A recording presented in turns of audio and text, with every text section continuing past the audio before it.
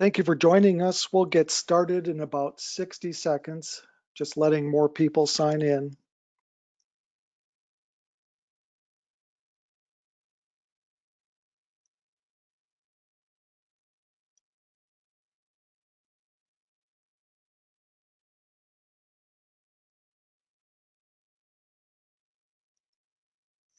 And thank you for joining us. I'm Matt Thurber, Editor-in-Chief of Aviation International News, and welcome everyone to today's webinar, Separating Fact from Fiction, a business aviation update from trusted advisors.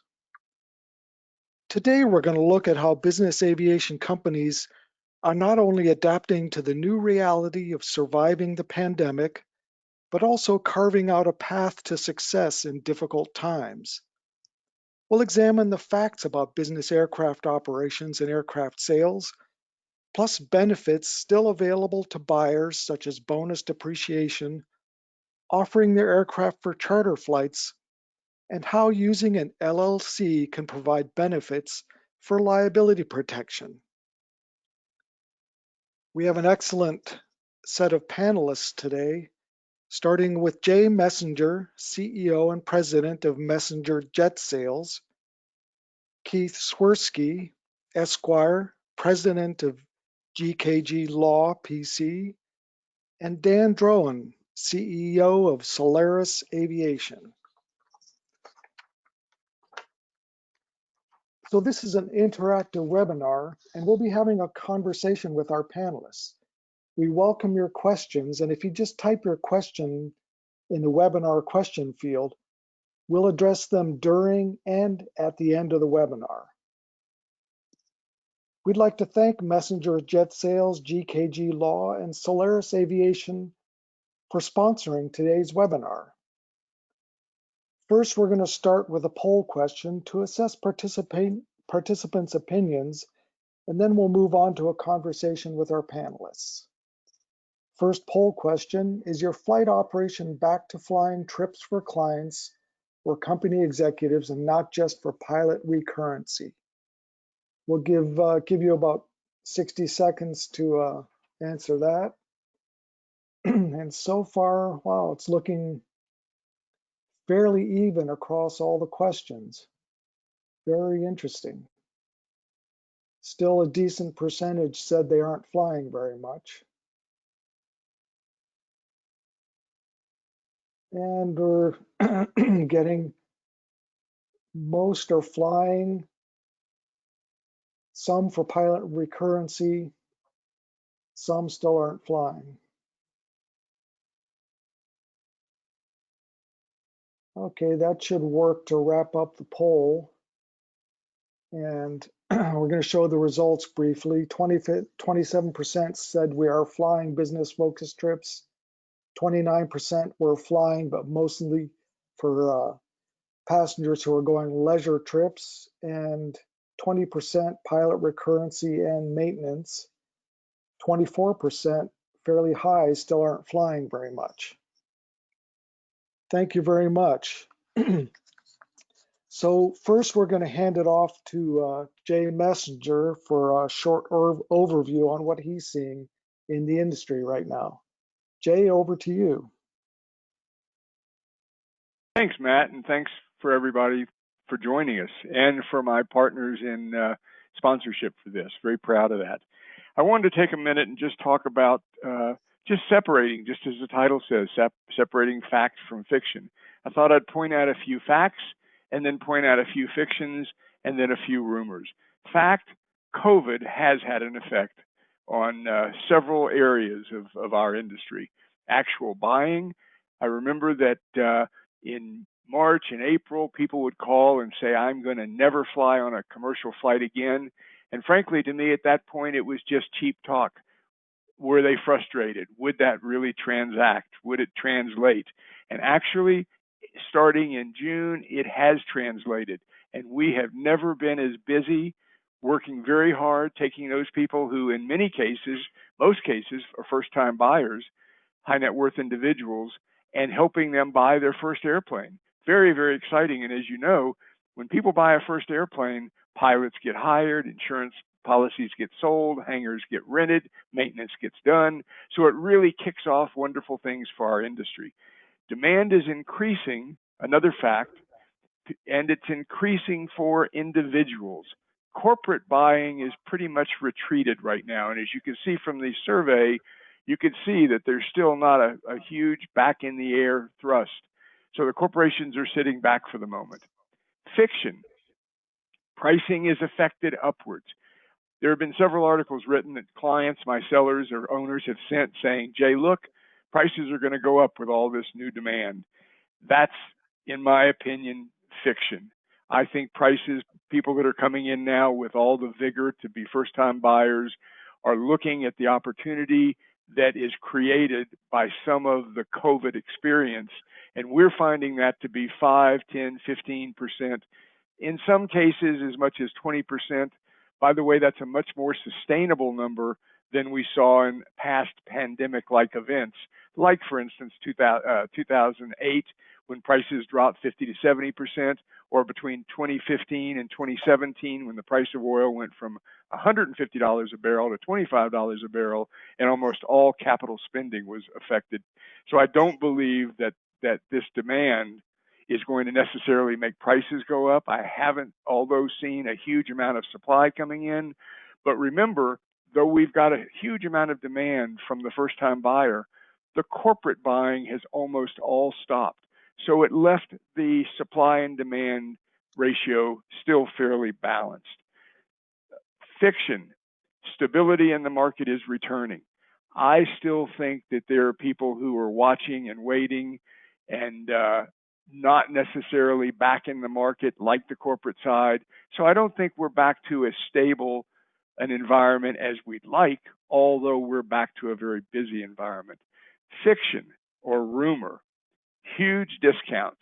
You know, I have other brokers and industry leaders and customers calling me and saying they heard you could buy a 650 for this, or a 550 for that, or a Falcon 2000 for this price. And they're drastically overstating what I think is real and putting much lower prices than I think the market is actually granting. So those rumors are not helpful. I think that they're mostly propagated by people that are not enjoying the amount of business that many of us are, and are just hoping to find business using the rumor of a low price.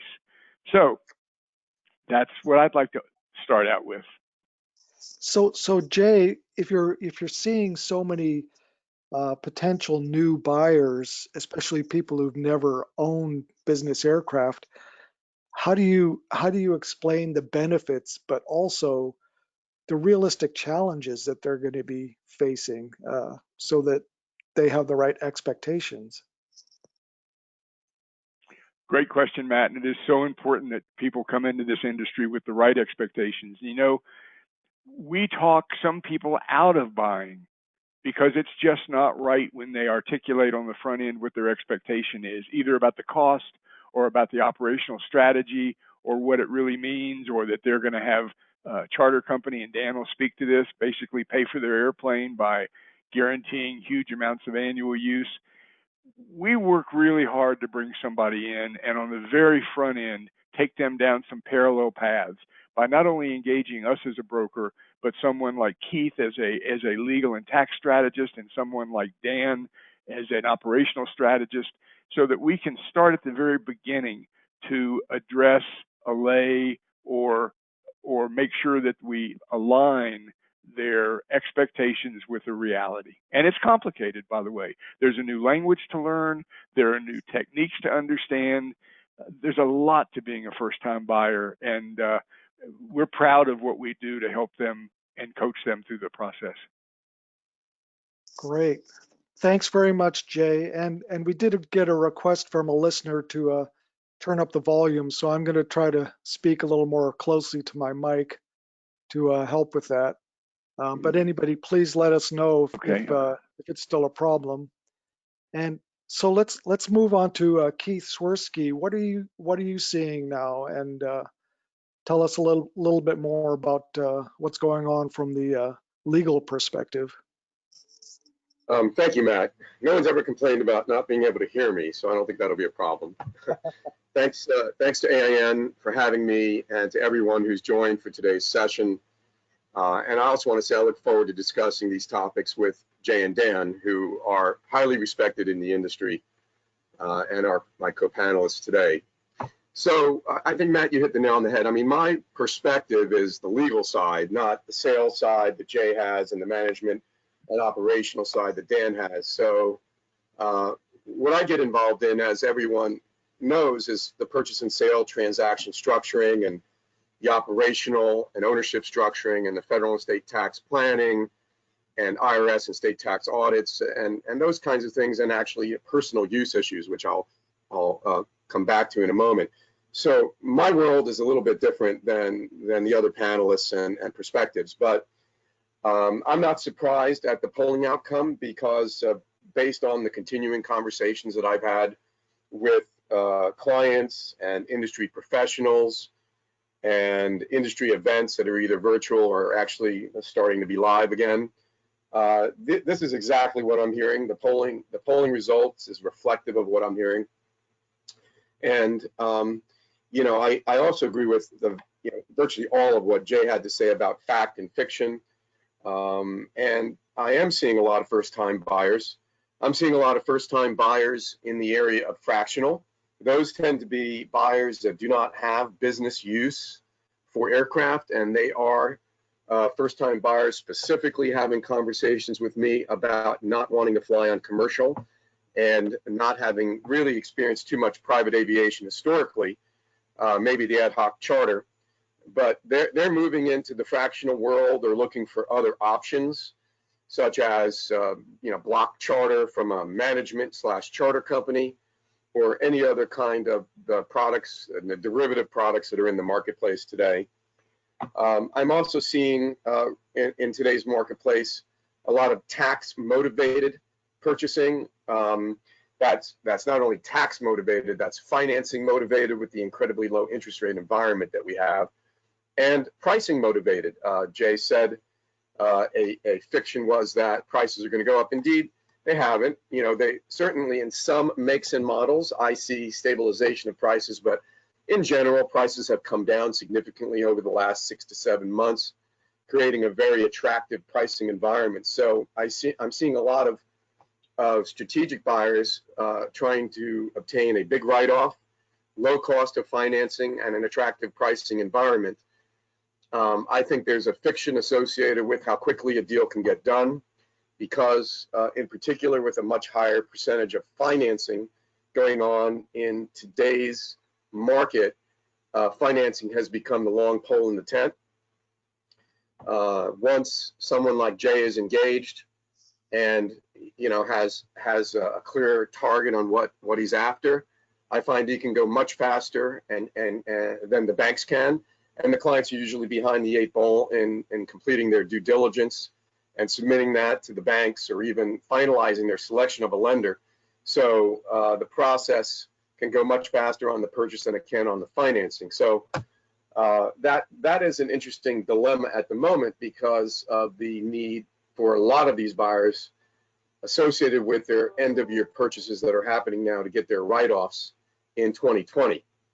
And there is a big fiction, which has, of course, been prevalent now for years, and in particular now, which is I can buy a plane and write it all off. And surprisingly so to me, on a constant basis, I'm getting that comment from people that have no business use or limited business use, and they are still being told somewhere at a cocktail party or otherwise that they can write off the plane, and that's motivated them to make the inquiry. So, that's a surprising thing that I continue to field in terms of phone calls. So that's sort of a walk in a lot of different areas of what I'm seeing, to be discussed further during the webinar. Thank you, Matt. Excellent. Thank you very much, Keith. Let's move on to Dan and see what's going on in the charter management side of the industry. All right. Well, thanks, Matt. Thanks for moderating, and Jay and Keith for helping make this happen, and for everybody that's signed on. I'd have to say I agree with about 90% of what those guys are saying and seeing. We early on contemplated that, was this going to look more like September 11th or more like, kind of a 2008 financial crisis? And it turns out I think it's really a whole new animal, something totally different. For us, I would say COVID has impacted us for longer than we expected, but probably not as deeply as we anticipated.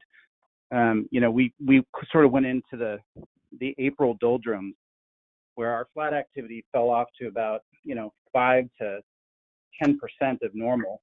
But as we climb out of that, we're sort of up to the 85% of what we saw in 2019.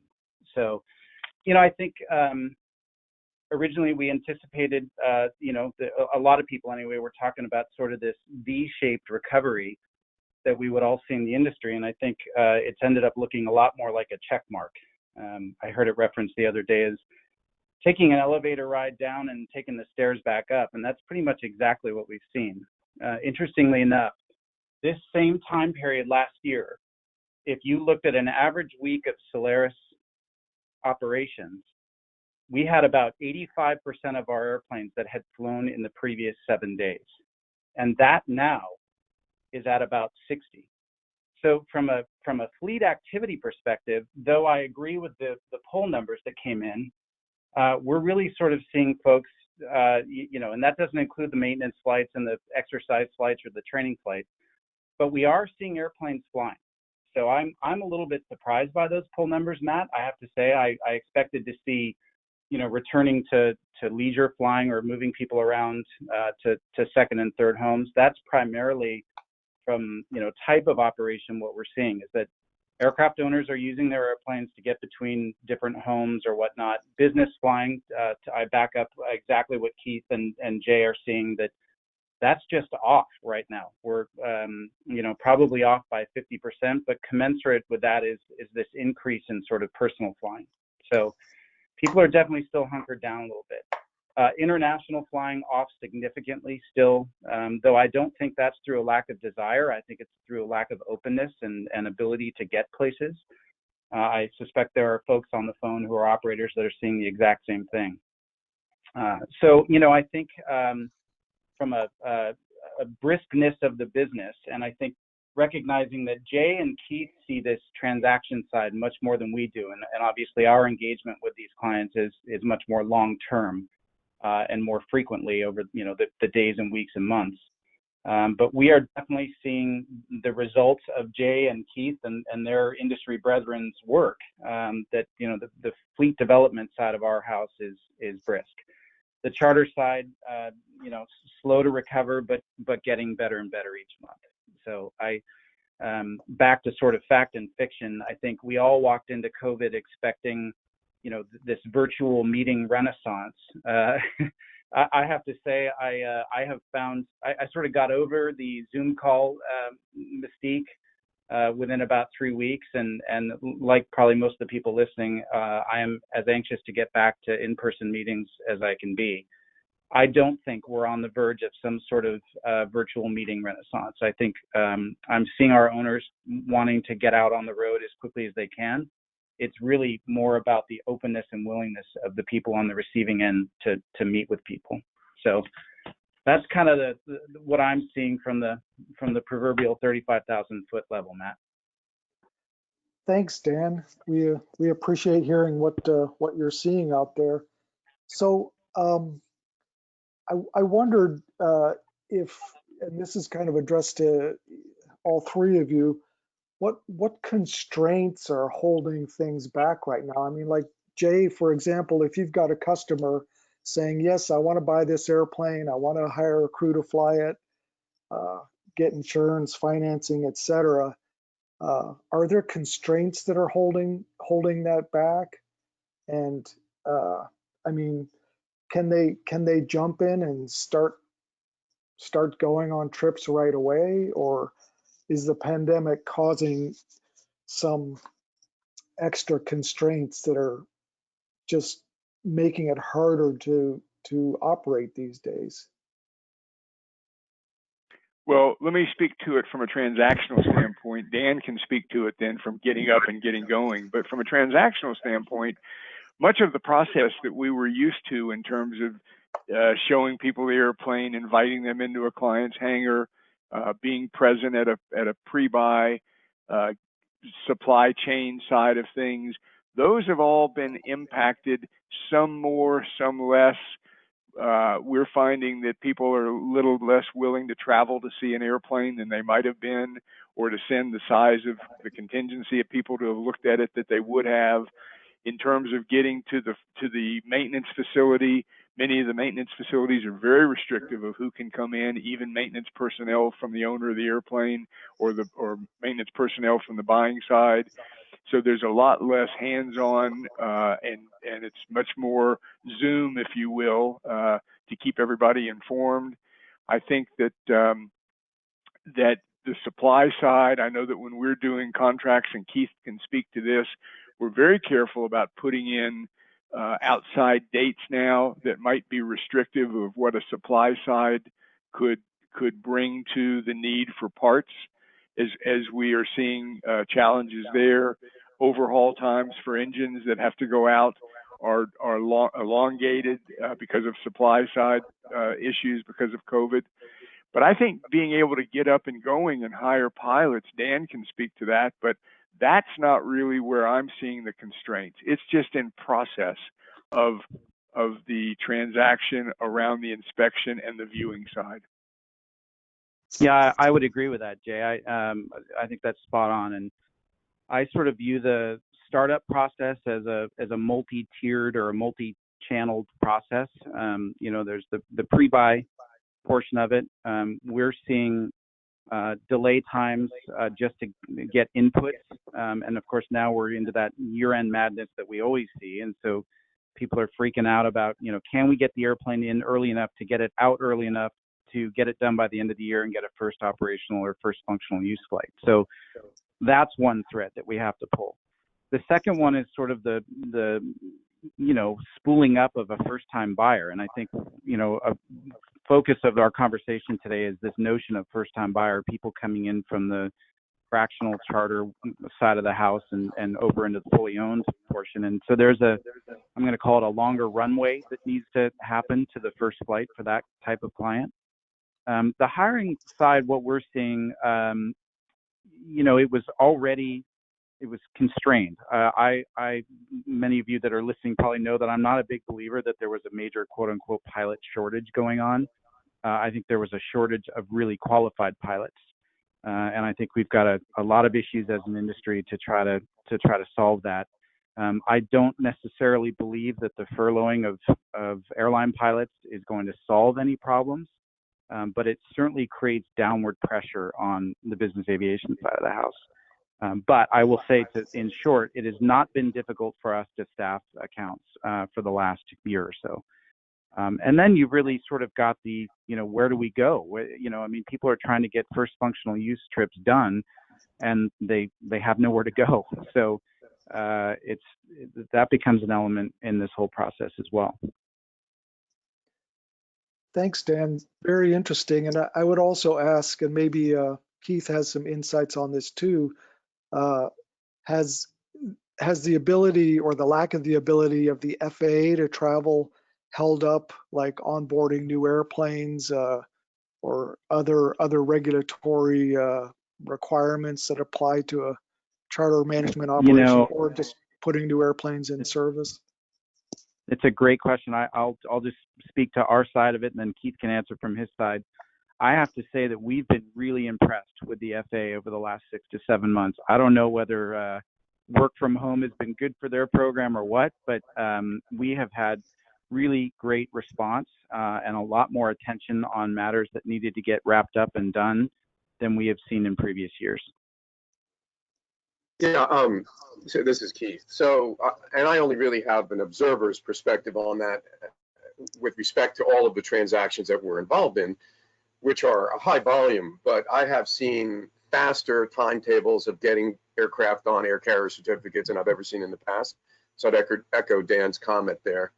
And I would also echo Dan's prior comment that many of the conversations I'm having now relate to what uses are needed in order to place the aircraft in service, in order to establish the ability to write off 100% of the plane in 2020. And people are challenged with not having any real business use needs at the moment.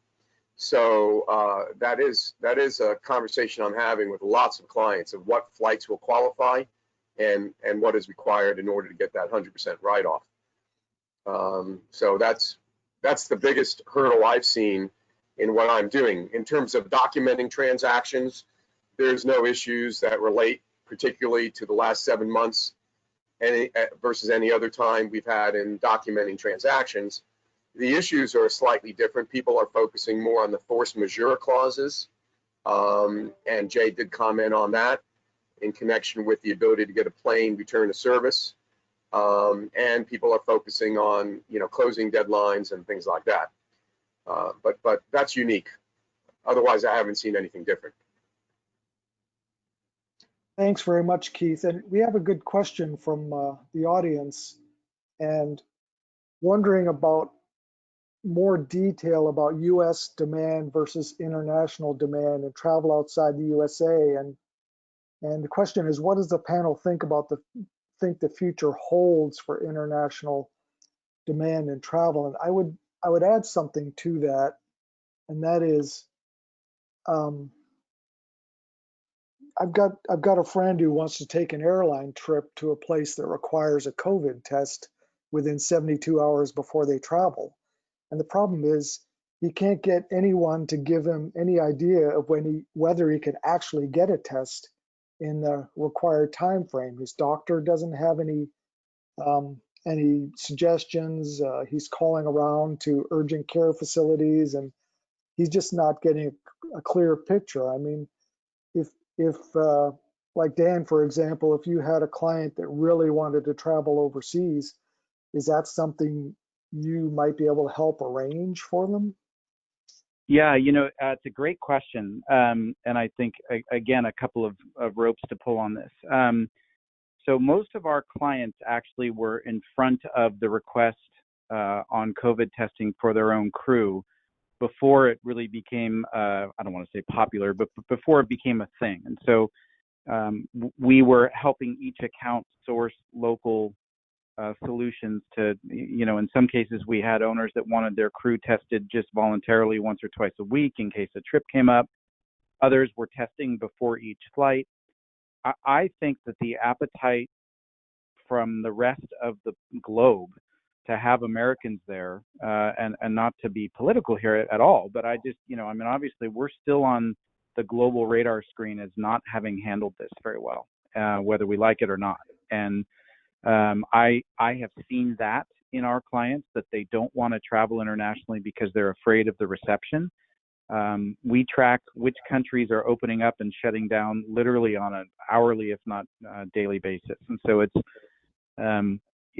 a widely ranging and moving target right now. But as far as getting tests, we have heard of struggles to get tests, but everybody seems to be able to find a solution within about 24 hours locally, wherever they are in the U.S.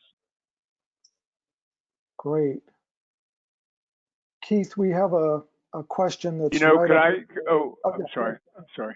Hey, Jay, do you want to go ahead? I was just going to add a quick bit about, from the transactional side, the majority of business, in fact, all of our business right now is really North America and more specifically US.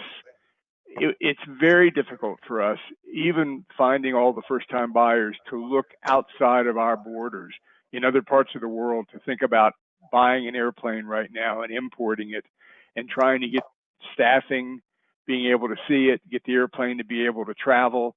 It's very complicated. So the transactional side of things, at least from our perspective, based here, is we're focused on U.S.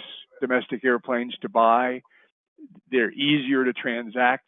And in the past, where we might have taken a chance, the cost was always higher to import an airplane and inspect it somewhere else. But now it's almost impossible with the COVID restrictions for movement of airplane and people. Very interesting.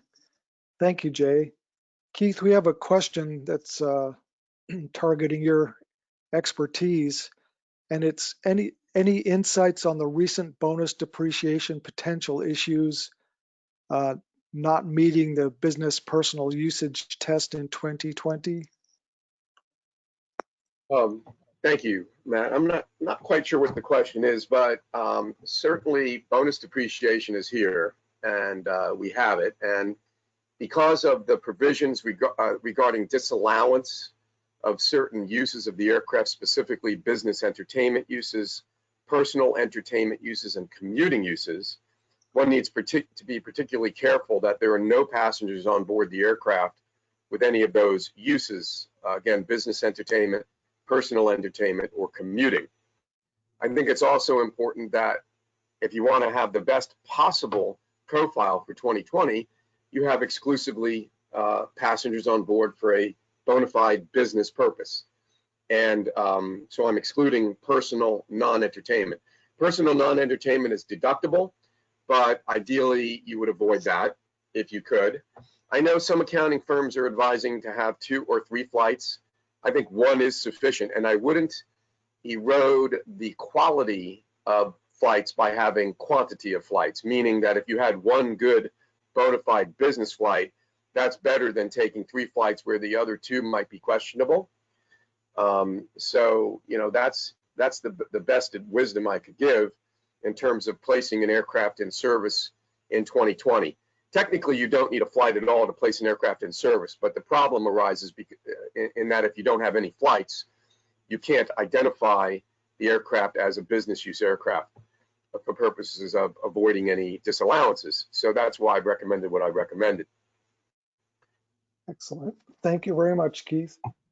So let's go to our second poll question. Take a little break for a poll question. And this one asks, is owning and flying business aircraft still important for your company? And we'll take about 60 seconds to look at the answers on this one.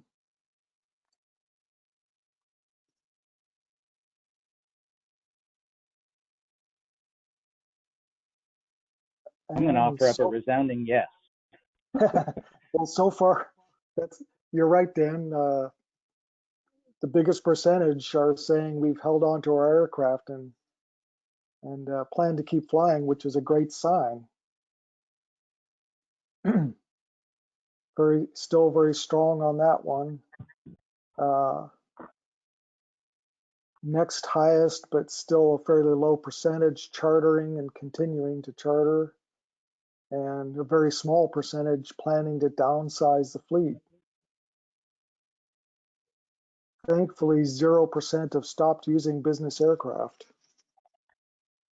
And here's the results. 78% held on to their aircraft and plan to keep flying.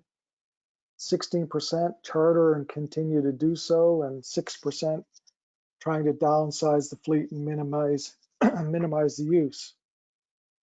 Interesting results. So let's we got some good questions here, and Dan, the next question's for you, but maybe you want to just address that poll question too. Jay, you sound like you had something to say. Go ahead. Yeah, well, I was just going to say that 78% is consistent with what I said early on about the fact that supply is not increasing because people are putting their airplanes on the market and getting out of flying. There's just not a rush to sell airplanes, and an even lesser rush to sell them in a distress situation. So that's what I wanted to add. Jay, is there a difference between newer models and some of the really kind of, I don't know, I guess we can call them classic or legacy business aircraft?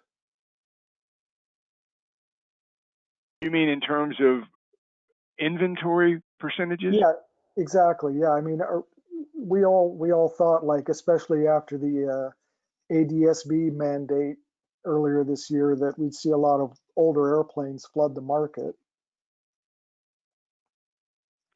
You know, I didn't see a rush to that. I saw most people actually investing in that upgrade. They certainly looked for the least expensive, method of getting that, but I didn't see that, and I kind of thought that might change the dynamic of the older classic airplanes that were $1 million or $2 million, and people wouldn't invest $100,000 to get the ADS-B out. Today, though, I am seeing that the ultra long range airplanes are up by percentage of units for sale. But I always say to clients when we look for one, just because you see that there are 30, 40 of them for sale, by the time you do away with those that are non-standard configuration or in parts of or based in parts of the world where it'd be very difficult to buy it, or some kind of historical hit to the pedigree or the maintenance, you get down to a very small group, select group of airplanes that are worth buying. So, there just has not been a big increase in supply, and I find that healthy. I think we still have, although airplanes have gone down a bit in value because of COVID, you can see that from pre and post-COVID numbers, we still have a pretty balanced market with respect to supply and demand. Great. I would Thanks, agree Jay. with that, Jay, and I would add to it by saying that I think that if you think of the sort of the pyramid of private aviation, starting down with charter or membership programs and sort of working through fractional all the way up to whole ownership, people come into that pyramid at different levels, and I think that which sustains it over the long term is that some people are going to stay down in the charter and fractional world, and then there are going to be whole ownership people that graduate from fractional or whatever. But the idea being that older airplanes being upgraded and staying in the fleet longer while the OEMs are still adding new inventory is a very healthy thing for virtually everybody on this call, because as the population of owners grows, we have the capacity to fulfill their demand. And I have seen the exact same thing where clients have come in contemplating selling older airplanes to replace with newer, and have decided to keep the older one and upgrade it instead of spending the money on new. Dan, that's a good segue to a question, and that is for the aircraft in the Solaris fleet, are you seeing longer turnaround times from on the maintenance side, when especially some of these big jobs? That's a good question. So when we went into COVID, there was a lot of what I'm going to call elective surgery. A lot of facelifts happened over the summer. People were pushing up maintenance intervals and saying, well, I think I'll knock out that interior now that I wasn't going to do until next year because I know I'm not going to fly. So that pinched capacity at a lot of the major shops, and I think most of us on the call have seen some impact of that. At the same time, accessibility to the shops, and then at some of the shops there were minor little COVID outbreaks, and so things would grind to a halt. Traveling back and forth to the shops to be able to inspect work scale and scope and inspect, that was impacting things. So it was, I don't know if I've seen an extension or a time delay. I think it's more just the capacity of the shops to get airplanes in and get them done, largely driven by these elective surgeries that people have decided to do. Thank you, Dan. Keith, sorry, if you're seeing some of these new entrants asking for your advice, what are some of the kind of questions they're asking? Like, for example, are they aware of the risks of setting up an LLC for a company aircraft, and is that the kind of inquiry you might be getting? Yeah, thanks, Matt. I mean, indeed, that is implicit in discussions that I have with clients when they are hiring me, is they come to me and say, so we're going to set up an LLC, and then they launch into what they believe to be the ownership structuring. And the typical fact pattern is someone has determined that they'll set up an LLC, that LLC will employ the pilots or will engage a management company. The LLC will incur all the expenses for the operations of the aircraft, and the LLC will provide liability protection planning. So that's a very common myth out there. It's a common expectation, but it's an incorrect set of assumptions. And it's driven by corporate attorneys and risk managers and CFOs who don't understand the federal aviation regulations or tax planning, because they both come into play in this question of setting up an LLC.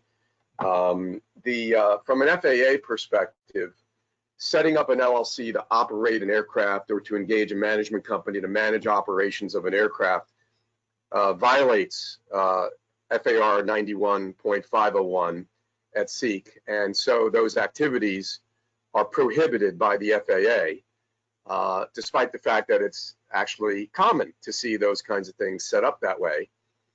And the other thing is, from a sales and use tax perspective, that kind of structure will in general create a full sales tax liability or a use tax liability on the purchase price of the aircraft. And lastly, from a federal income tax perspective, that kind of structure will generally create a result where you are denied all tax deductions, including bonus depreciation and all of your operating budget. So it just depends. If that entity is a disregarded entity owned by another company, you wouldn't have that federal income tax result. But if it was a standalone entity and wasn't disregarded relative to an operating business, then you'd have the denial of all tax deductions. So the LLC is a risky entity to create from that perspective if you don't know how to structure. But yet we see lots of LLCs, and so the question is, what are we using LLCs for? LLCs are a common vehicle to acquire title to an aircraft and then to engage exclusively in leasing. The leasing activity gives you a sales tax benefit. And you also have to be careful that the leasing activity is not an activity that is what I would call respected for federal income tax purposes, because if it is, you will generally lose your bonus depreciation. Again, there's a lot of traps in all of these tax code sections, and I'm hitting this at a very, very high level. But LLCs are useful. They're useful for a sales tax planning objective, and that's about it. And you may have some very, very de minimis liability protection planning, but that would only be insofar as the plane is leased to a charter company and put out to charter to the public. And even then, I don't believe that the liability protection is actually real. So yeah, LLCs have benefits, but you have to set it up correctly, is the upshot from everything that I've just said very quickly. Great. Thank you very much, Keith. And it's interesting you bring up the concern about liability. The easy way to handle that is to operate in a really safe manner, way above the minimum standards set by the regulators, and that's what professional business aviation is all about. Well, and Matt, that's an excellent comment, and I would just supplement that by saying insurance.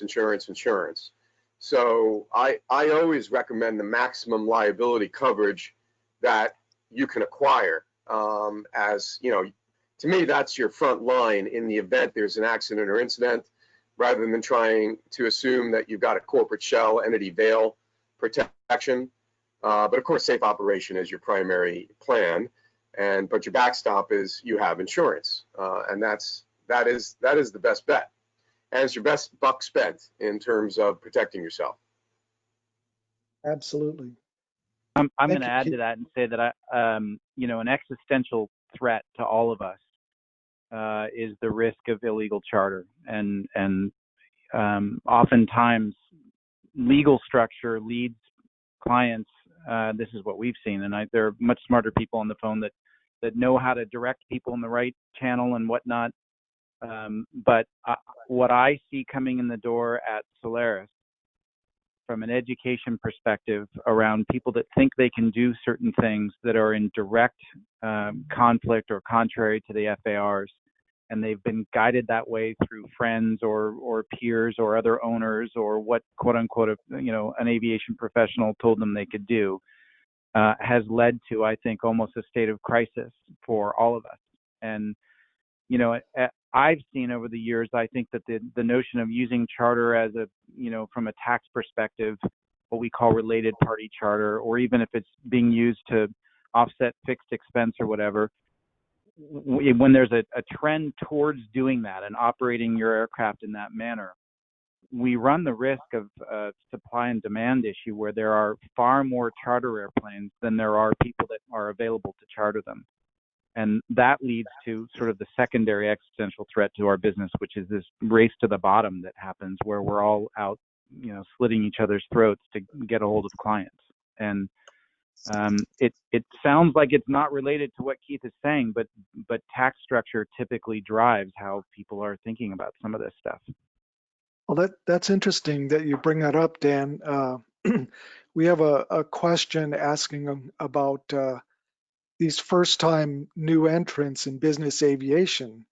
Are they going to stay or are they going to wash out? And what can we do to make sure they have a great experience so they stick around?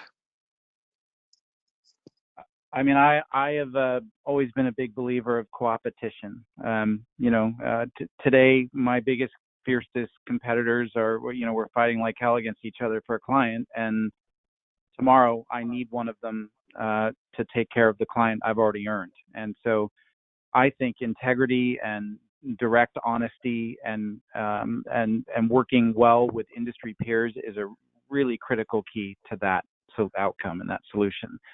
I see a lot of what I'm going to call one-hit wonders right now, especially in the charter world. I think people are experimenting with this. The good news is that it has been a nice offset to some of the corporate clients that Jay was mentioning earlier that are maybe not doing as much travel.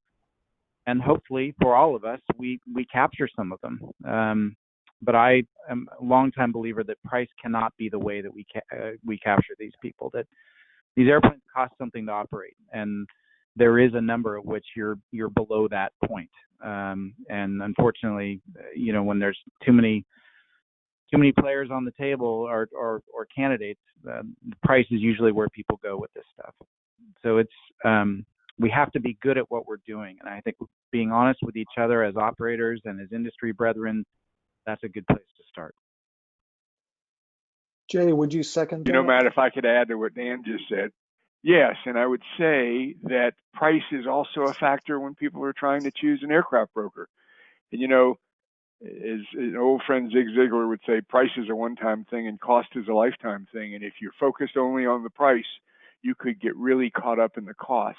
And back to Dan's one-hit wonder comment, I've had not a lot, but I've had people get out of the airplane business because they've had a bad pilot experience, they've had a bad management company experience.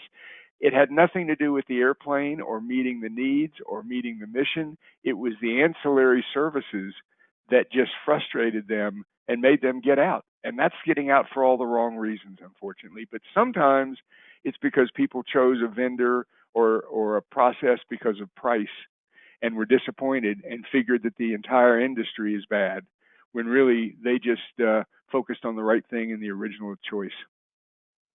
So we all have to be good advocates and stewards of this industry and our customers. And that's not well, and nobody should overpay for something. Yeah.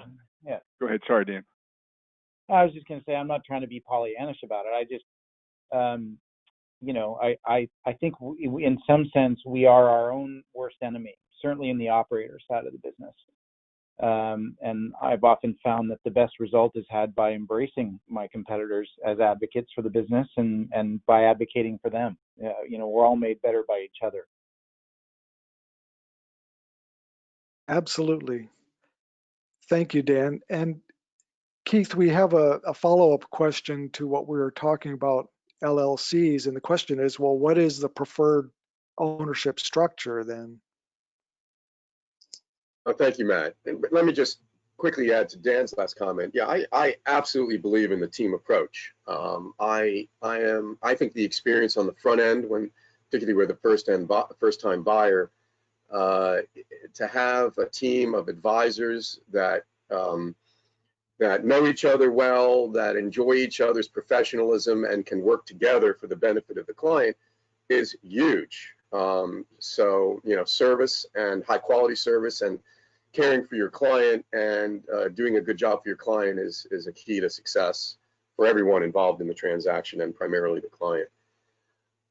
So on the LLC side, again, the question is Matt, is how to properly implement an LLC. Is that the question? Or what is the best ownership structure if LLC doesn't make sense? No, well, okay. So to be clear, use of an LLC is prevalent because it accomplishes a sales tax objective. Many, many years ago, I mean, more than 20 plus years ago, I stood on the podium at the MBAA tax convention and said, I did a sales and use tax presentation, and I said, okay, if you have to pay sales tax on X $1 million purchase price, what are the ways to avoid paying it up front? And one of those ways, in the most prevalently structured way, is to use a leasing structure. You use the LLC for the purpose of acting as a leasing company, and that leasing company leases to your operating business if you have an operating business. And if you don't have an operating business, then it leases to your family office or to an individual. I did a webinar this month, or in September, on setting up family offices when people don't have businesses and how to use those to still accomplish the leasing structure. So the leasing structure defers the sales tax, and that's really the only purpose of an LLC. The ideal structure, if you have a clean blackboard, is of course to have the operation of the aircraft.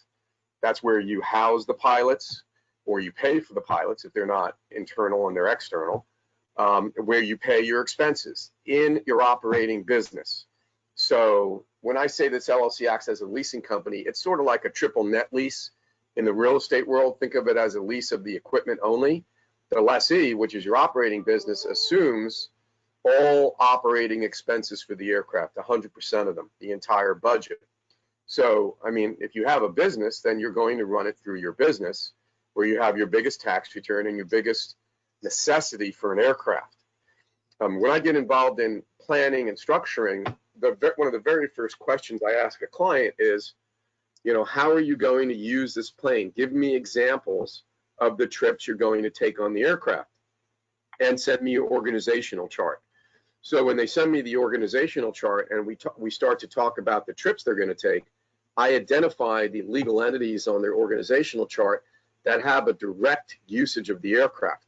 And then we try, if we can, to structure the operating budget so it goes into those entities. Ideally one entity, but if necessary, multiple entities. That's a little bit more bookkeeping and paperwork, but it's still the best plan. So Matt, that's the starting place. And you know, once you have presented with that fact pattern where the client has an operating business and it can justify the usage of an aircraft, there's really not much further to look. If they don't have that fact pattern, then you get into a bit more planning and structuring. Great. Thank you very much, Keith. So we've got a interesting question here that should stimulate some discussion. 2021 will be like 2019 activity in business aviation. Is that a myth or a fact? What do your crystal balls say? Well, 2019, candidly, was slowing down from prior years. In fact, that's a great question. And in 2017, in December, total retail jet transactions in December of 2017 was 405 units. In 2018, the total retail jet transactions in December were 427 units. In 2019, the total retail jet transactions in December was down to 256. So 2019, candidly, was already beginning to see a bit of an activity slowdown. So I'm really hopeful that 2021 far exceeds 2019. Yeah, and I would just add that starting in August, we have seen a huge surge in the business.